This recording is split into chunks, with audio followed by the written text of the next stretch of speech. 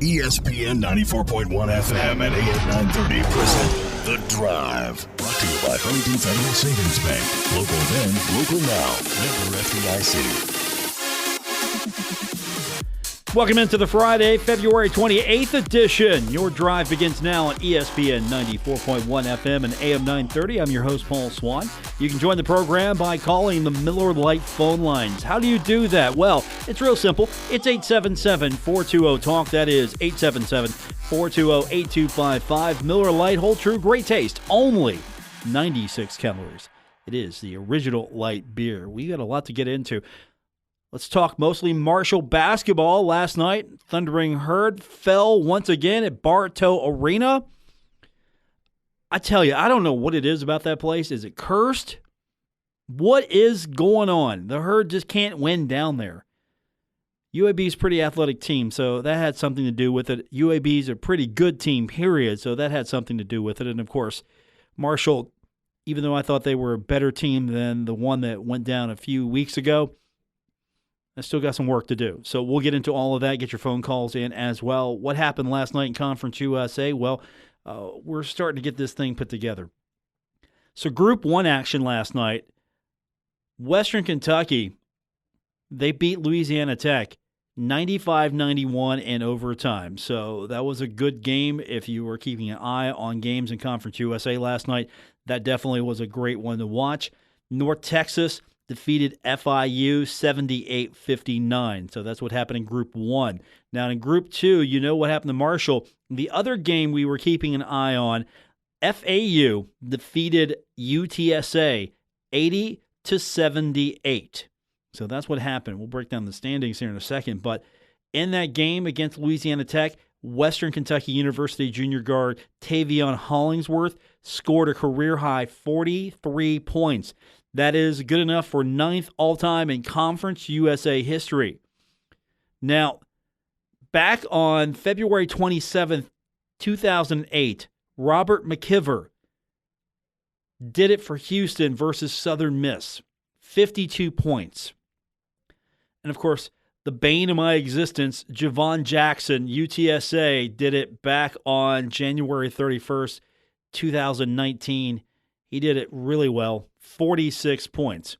And, of course, here's one you probably want to forget. Back on February 2nd, 2019, Keaton Wallace, 45 points against the Herd. Yeah, I wanted to forget that one as well. So that's 9th all-time. Thankfully, Marshall is not on the receiving end of any more than that Keaton Wallace exhibition. I mean, it was just a Keaton Wallace show that day. Now, John Elmore, 44 points. Remember that? Last year against UTEP. On January 31st of last year, he had 44 points. So at least Marshall is represented on this list. So that would make John, let's see, McKiver's 1, Jackson's 2, Wallace, Culpepper, and Taylor, they're tied for that 3rd spot. So John's tied for 6. John is tied for 6 all-time in dropping points on a team in Conference USA. But that was an amazing game last night. Marshall's game wasn't terrible. Wasn't the way I would have liked to seen the Herd play, and we'll break it down statistically here in a minute. But what's Conference USA look like? Well, we know this. The good news is Marshall's going to the tournament. That's the good news. No worries here. This wasn't one of those life or death games. This wasn't must win. Instead, this just would have helped Marshall put themselves in a better spot to have some longevity in the tournament. Now, North Texas on top in Group 1. They're 13-3. Western Kentucky is second at 12-4. Louisiana Tech, they're now third at 11-5. Charlotte is fourth at 9-6, and then FIU, they are fifth at 8-7. UAB, by virtue of their win, they move to 6. FAU gets a win, they move to 7, and Marshall, they drop to 8th. All these 3 teams have identical 8-8 records. UAB has the tiebreaker over Marshall. FAU, at the moment, has a tiebreaker over Marshall. Old Dominion comes in after Marshall at 7-8, and then UTSA, they are 10th at 6-9. They can finish no lower than 10th. Now you have UTEP, Rice, Southern Miss, and Middle Tennessee all battling, trying to get those final 2 spots. Right now, It's a three-way tie record-wise between UTEP, Rice, and Southern Miss. All those teams have 5-10 records. And then there's Middle Tennessee scratching, clawing, trying to get back into this thing. They are 3-12, but they won their last game. The good news for UTEP is looking pretty good right now, at least as far as where they're trying to be. Rice and Southern Miss. Southern Miss, Rice, I don't know.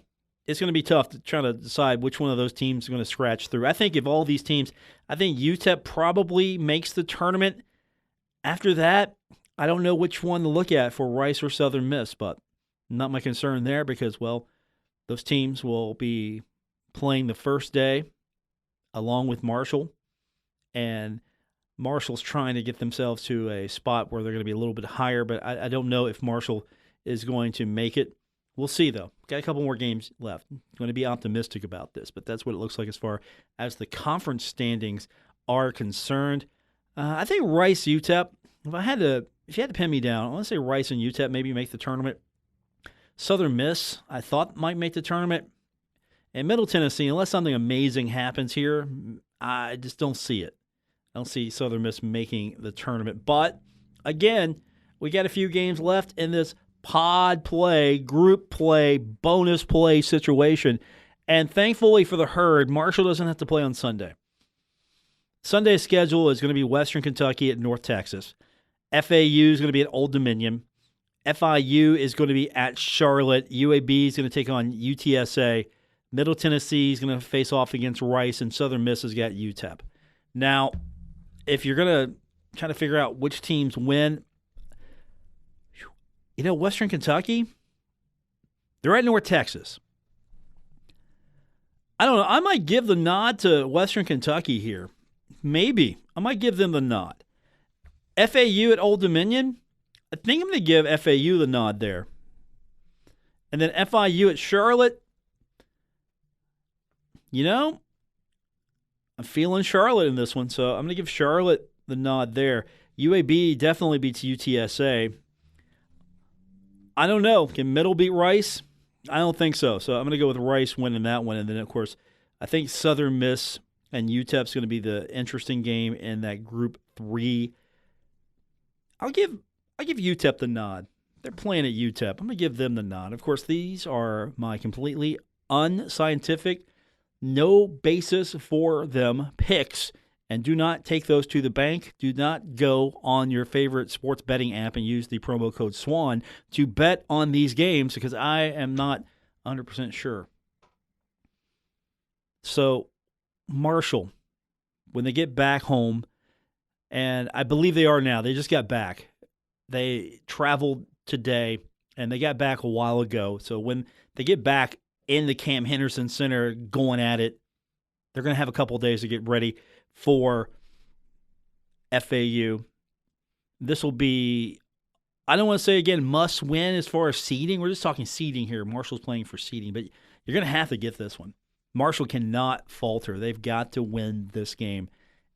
If not, they're not going to have a tiebreaker with FAU, and they're going to be looking at a situation where they're going to be dropping down a little bit further in the standings. And really, I'm not worried about that first day in Conference USA. It's that if they can get to the second day that I'm a little bit more concerned about. And, of course, we knew this was going to happen.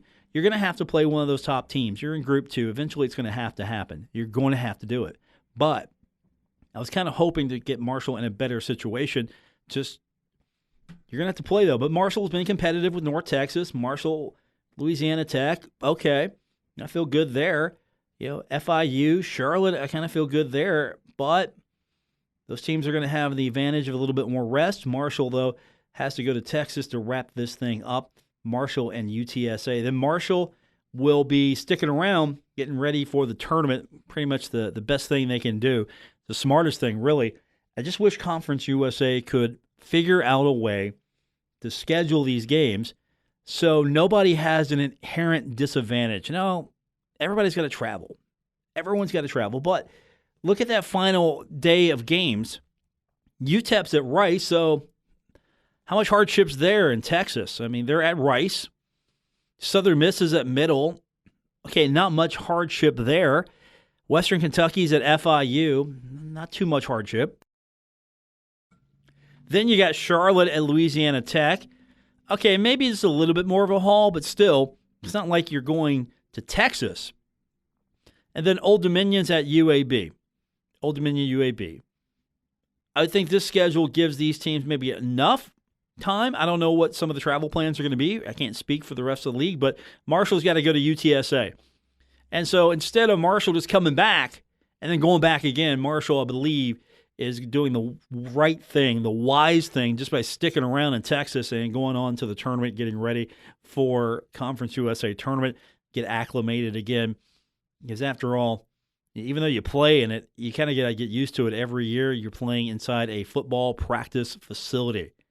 You're playing in a very nice football practice facility, a very pristine, very well put together facility, but still, it's a football practice facility here, and you got to get acclimated to that just a little bit. So we'll break this one down. We'll talk about what happened in the actual game itself. I'll get your phone calls in. Love to hear from you at 877-420-TALK, 877-420-8255. We'll talk about some of the other things that are happening, a couple of softball results to tell you about as well. I've got an updated baseball schedule to get into, and we'll do all that later on in the program. But we'll break down this Marshall game. I've got the stats in front of me. We'll look at them once again, talk about what happened, see if we can figure out what went wrong, where you can fix it, and your comments and phone calls coming up. It's The Drive on ESPN 94.1 FM and AM 930. Buckle up. Paul Swann has the wheel on The Drive, ESPN 94.1 FM and AM 930. 877-420-TALK, 877-420-8255. The number, you want to be a part of the program, courtesy of Miller Lite. So let's break this one down. Marshall losing to UAB last night, 88-80. What stands out to me looking at the score sheet? Number don't lie. Doesn't have the same ring as tape don't lie. Number don't lie. That's not going to get trending. I don't think I can get that trending on social media. We'll try our very best, but number don't lie. First of all, Marshall shot 29 of 67. How did Marshall do in that first half? Well, they shot 16 of 36. That was 44%. 7 of 15 from the three-point line. That was 47%. They only had 5 opportunities at the free throw line, hit 3 of them, so that was 60%. Second half, less opportunities, less made baskets, 13 to 31 for 42%. Three-point shots, 5 of 14. Some of those could have went in. They looked like they were going in. 36% from the three-point line that second half.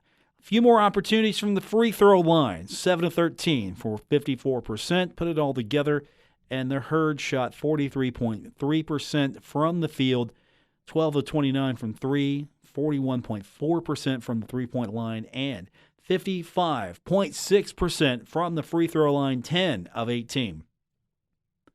Now, how did UAB, they get their 88? Well, Marshall had 67 shots. UAB had 64, and they hit 31. So that's not too terrible. But it's a competitive game, right? Well, here's some of the differences. Marshall, a lot better from the three-point line, 12 of 29. UAB was 4 of 11. So where did UAB start picking up points? Well, you look at that free throw line and you think, okay, here's where it's UAB. And I'm not saying that it's hard for teams to go into Bartow and win, and I'm not saying that the refs seem to favor UAB. I'm not implying that, but boy, I can see why some would. 22 of 34 from the field or a free throw line, 22 of 34 from the free throw line is going to sink you every time if you're hitting only 10 of 18. So they get the advantage there. I mean, rebounding, they out-rebound the Herd 49 to 33, and that's going to be another reason why UAB's got more opportunity, even though they only shot 31 to 64, and Marshall actually had more shot attempts, 49 rebounds, 17 fouls for UAB, 23 for the Herd, 12 assists for UAB. Marshall had 17, 14 turnovers for UAB, 11 for Marshall, 3 blocks. defensively for Marshall. That's a big one right there. Only 3. UAB just had 1. And Marshall stole the ball 11 times. UAB stole it 8. So Marshall didn't get the blocks I like them to get. Turnovers, really not a factor here, because if you look at really the hustle points, and this is where you can start breaking it down, Marshall only had 24 points in the paint. UAB had 26. And then Marshall was able to capitalize on turnovers, so that's a plus in their favor. 23 points for Marshall compared to 13 for UAB. And then you got second chance points. And really, if you look at the rebounds and you look at the second chance points, it really didn't hurt the Herd that bad. 10 second chance points for Marshall, 12 for UAB. So really didn't capitalize. It could have been worse. UAB could have capitalized more on the second chance opportunities. Fast break points, 4-0 in favor of the Herd there. Okay, really not a factor. And then the bench scoring. This is where UAB was able to just use more and get more from their bench. 24 points from the bench compared to Marshall's 12. Now, you look at where Marshall got their offense from, I think this tells you the story. Andrew Taylor, 11 points. I like to see more out of him. But he did have 6 defensive rebounds. He had 5 assists. He had 4 steals, 32 minutes.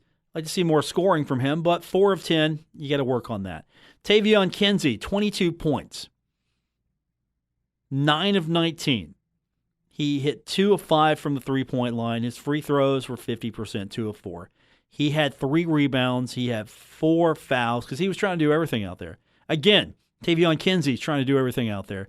He had 7 assists, though, so it's not like he's keeping the ball. He's actually handing the ball off. But he had 5 turnovers. Turnovers are deadly. And then he had 2 steals. He's out there 40 minutes. I mean, maybe you sit him down here for a few minutes because, honestly, I think he's trying too hard. 5 turnovers, I mean, that didn't lose you the game, but it didn't help you as well.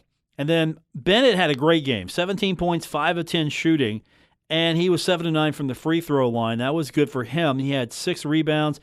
He has to sit down eventually with his 5th foul, but you got him out there for 29 minutes. That was good. And then Jansen Williams, he's out there for 16 minutes, 4 points. 4 points for Jansen, 16 minutes, 1 of 2 for the night. And it was a 3-point shooting fest for him, right? 1 of 2. So he didn't get too many shots. He only had 1 made free throw out of 4. He had 2 rebounds. 5th foul came late, so he didn't foul out early. And he had 1 steal. Did not have a solid statistical night. And then Jared West, again, Jared's solid. 5 of 10, 14 points there. He hit 4 of his 6 3-point shots. He had 4 rebounds. He had 2 assists, only 1 turnover, couple of steals. So 36 minutes, you get 14 out of him, and then just everything disappears. I mean, Michael Byers had a better night than Jansen as far as statistics were concerned. Byers was 3 of 11, 1 of 7 from the three-point line. He had 7 points on 24 minutes of effort there, had 6 rebounds. He had 1 assist, couple of turnovers there, blocking a steal. So it's not a great stat line, but he was present and accounted for. And then Goran Milutinovic, 2 points. That's it. That's what you got here. And Darius George was not available for the game tonight. So all in all, the Thundering Herd had some opportunities here. The free throw line did not help them. Marshall, they got to get some consistency here. I mean, Jansen gives you 4. Michael gives you 7. Marco gives you 3. Tavion's out there trying to do everything with 22 points. And Jansen, I was hoping that his shot was back and he was going to hit a few more of those. And he's out there for 16 minutes. And if your shot's not going down, then you're going to try to put someone else in there. I mean, you got to work on being consistent out there. Unfortunately for the Thundering Herd, you go down to Bartow, you lose once again. All right.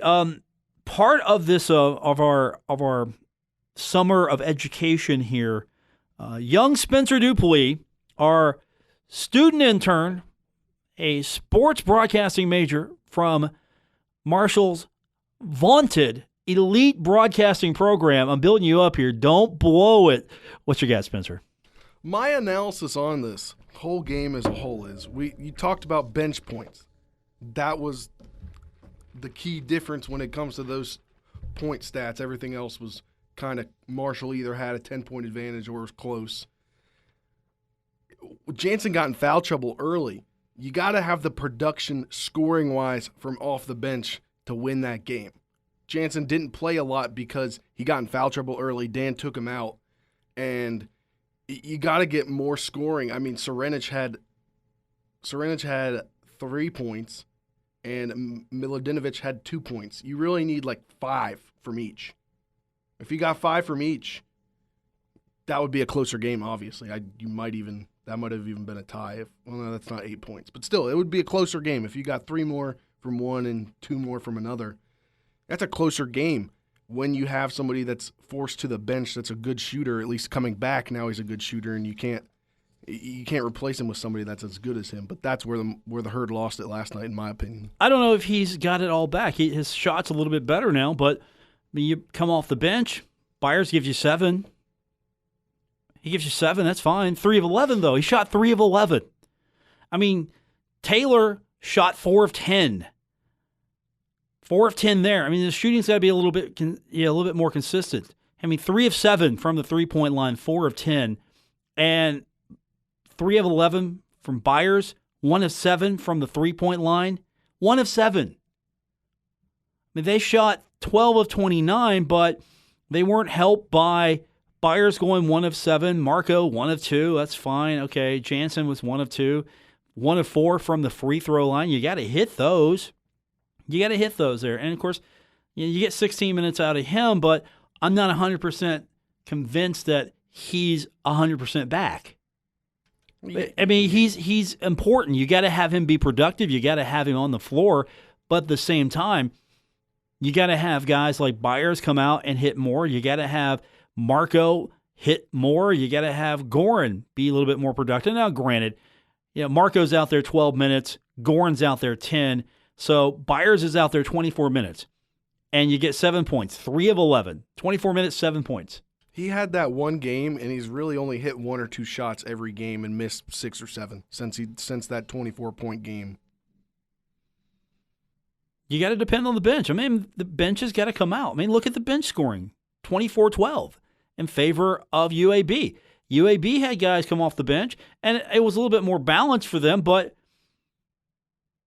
they don't have a guy like Tavion who's scoring and trying too much, because Tavion commits 5 turnovers, and I really think you take him off the floor just for a few minutes. Just take him off the floor for a few minutes and sit him down and say, look, quit trying too hard. Because it was forcing, I think at times, he was trying to force the issue. And Tavion's going to get his points, and Tavion's going to make things happen. We know he can play. He's a baller. We get it. Take him off the floor just for a few minutes, not sitting him down to punish him. Just take him down, get him to look at the game for a couple of minutes from the bench, and then get him back out there. Yeah, that was my thought. I didn't watch the whole game. I watched most of the game, but when I saw the stat sheet come into my email or like last night, I was like, 40 minutes?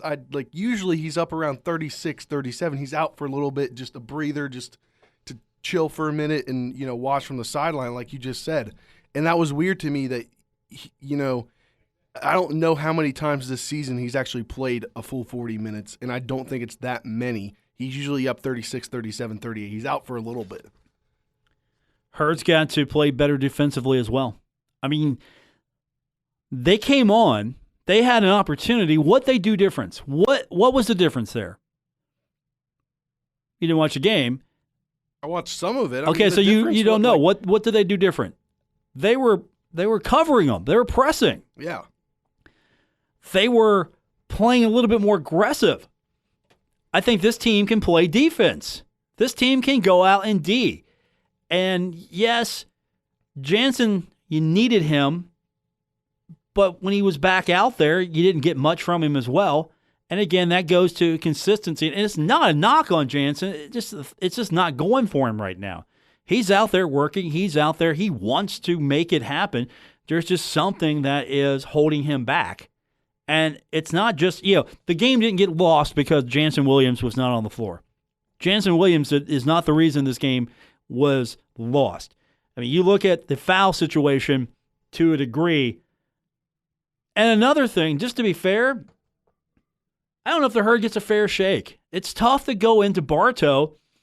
They seem to, I'm not saying the officials have a little protection racket going on there. It's not that, but you kind of look at it and you go, wow, UAB really gets a lot of calls.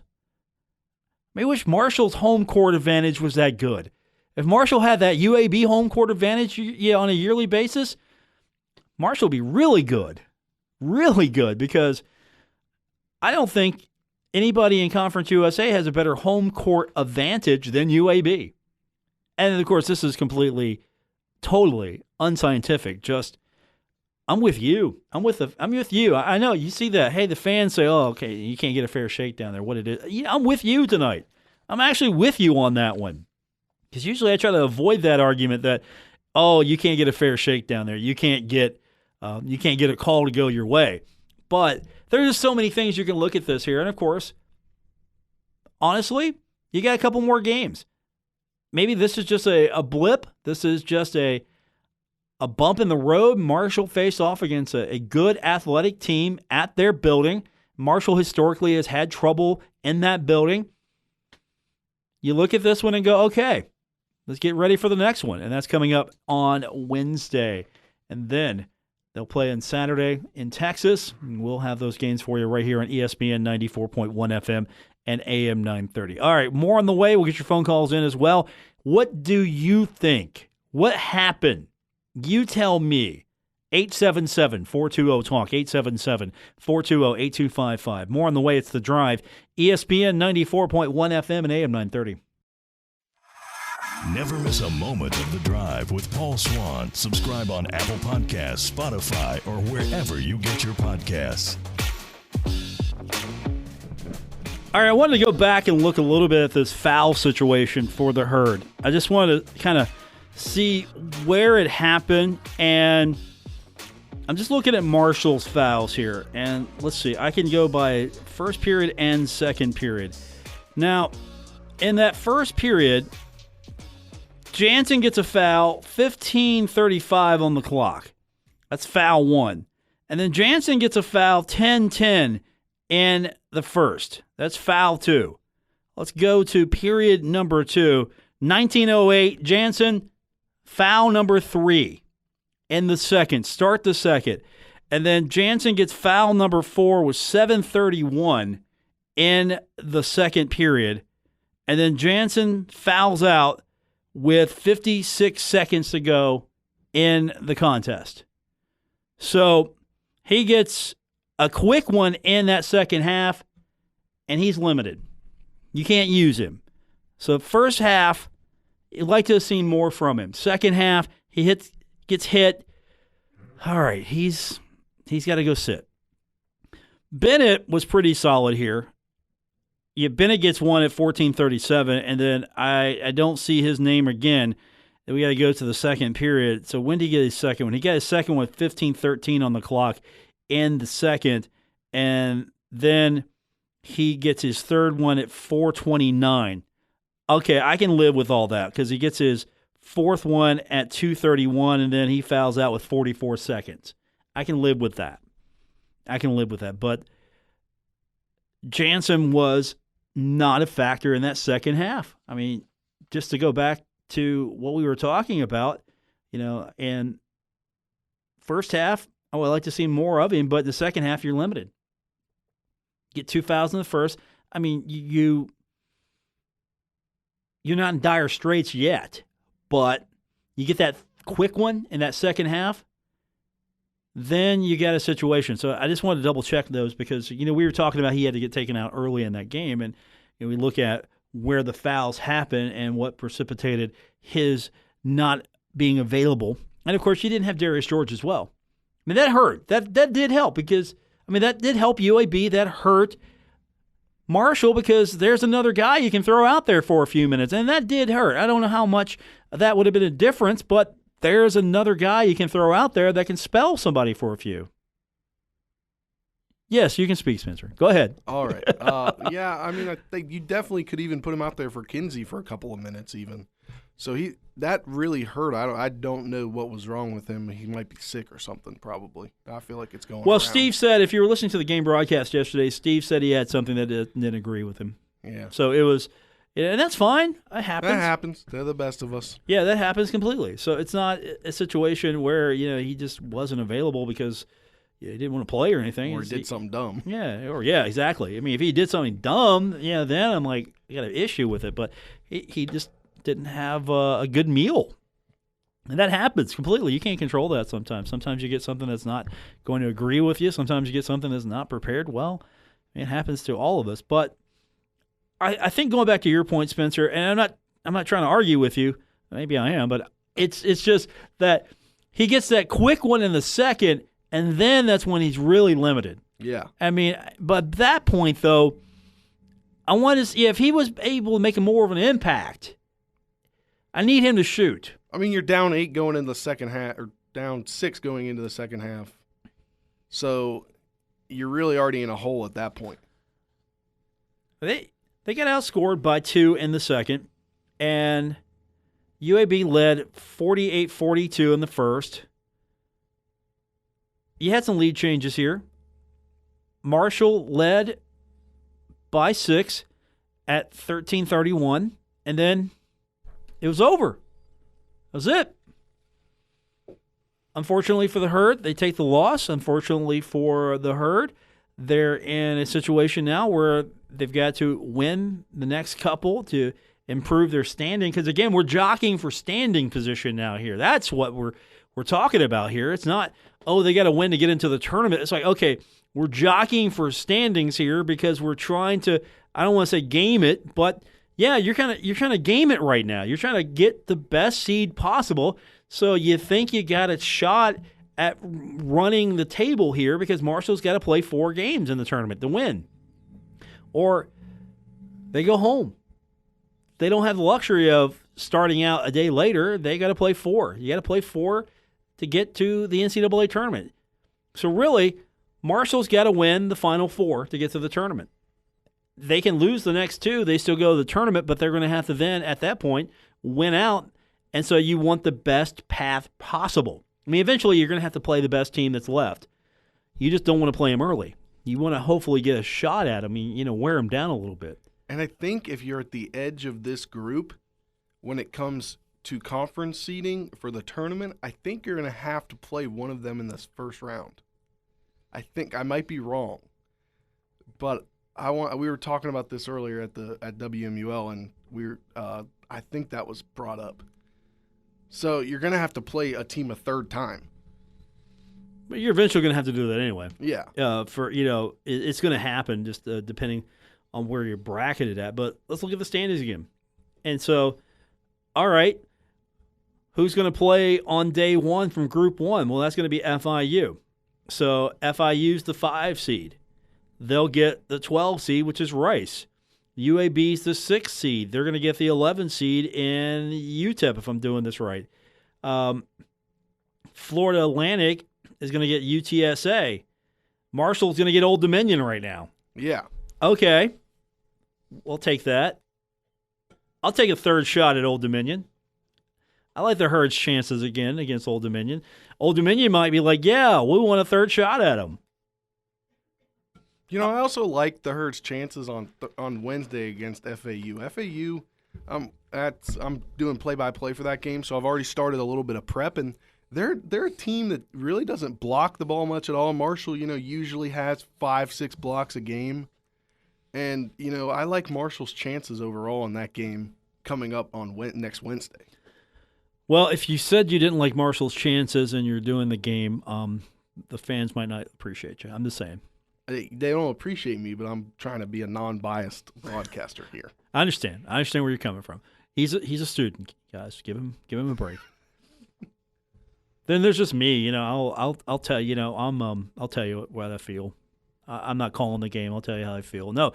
I like Marshall's chances. I still do. And the group, UAB though was a tough one. It was winnable, but it was a tough one. But Marshall can go in here, home court advantage, beat FAU. Then they go on the road and they play UTSA. Can they beat UTSA?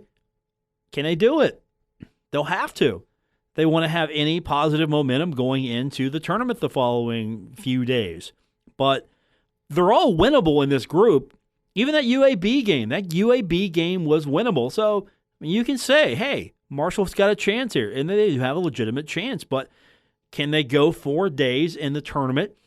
And if they have to go up against a North Texas, a Western Kentucky, or a Louisiana Tech a little early, then I don't know. I don't know, because Western Kentucky's looking strong right now. I mean, Marshall and Louisiana Tech, I mean, can lightning strike twice? I mean, North Texas, pretty good team. Charlotte, FIU, we'll see.